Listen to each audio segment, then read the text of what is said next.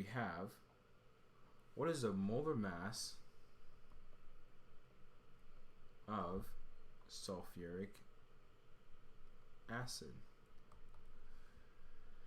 So for this, let's actually briefly pretend that we weren't given the name of it, just so that way we can kind of try to navigate what sulfuric acid is. So if we're given the name sulfuric acid, we first have to understand where it's coming from. So sulfuric acid, we know there's sulfur in there, okay?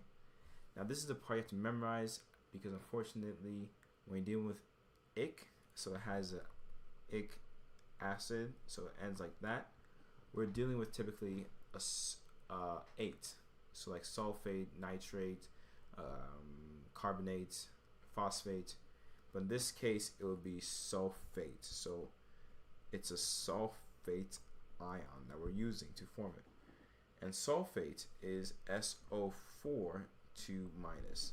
This is a sulfate ion, okay?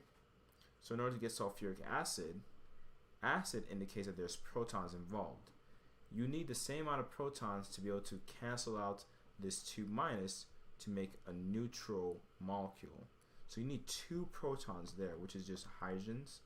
So we have H2SO4. Hence how we got that, which is exactly what they're asking for. Now to find the molar mass, we have to add up the constituents. So we have 2 hydrogens, 1 sulfur, 4 oxygen, okay? And so we're going to use our periodic table to figure out how much each of them weighs, their atomic mass units. So that'd be 1.008. Sulfur is 32.06, and oxygen is 15.999. So let's multiply each one. This stays the same since it was just 1 sulfur.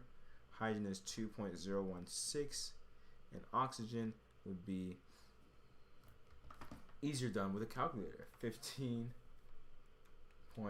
times 4. That's 63.996.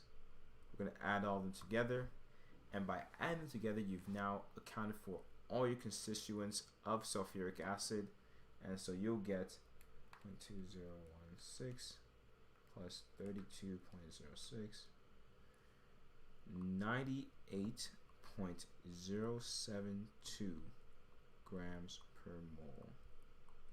Okay, that is the answer you should get for the molar mass of sulfuric acid. So let's see how we did here.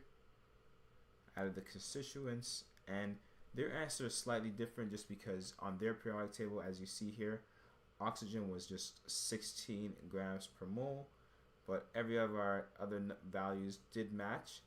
It's just important that when you do solve this, you base it off specifically on the periodic table that was given to you. You don't want to be trying to searching up to find out their atomic mass units, just because periodic tables can vary based on the information given on how they calculated each atomic mass. So to be consistent, I would always stick to the same periodic table rather than getting references from different periodic tables. Okay, so this is correct. Now let's move on to the next question. Question 18.